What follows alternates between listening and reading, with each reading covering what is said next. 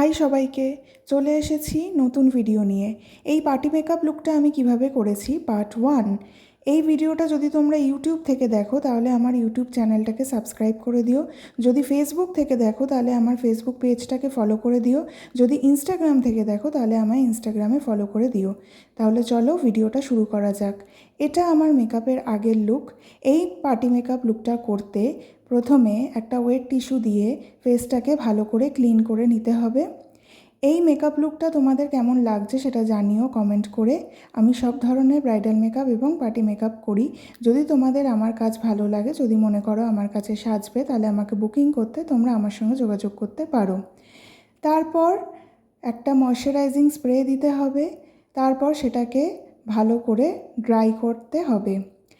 তারপর ময়শ্চারাইজার দিতে হবে, সেটাকে ফেসে ভালো করে ব্লেন্ড করতে হবে।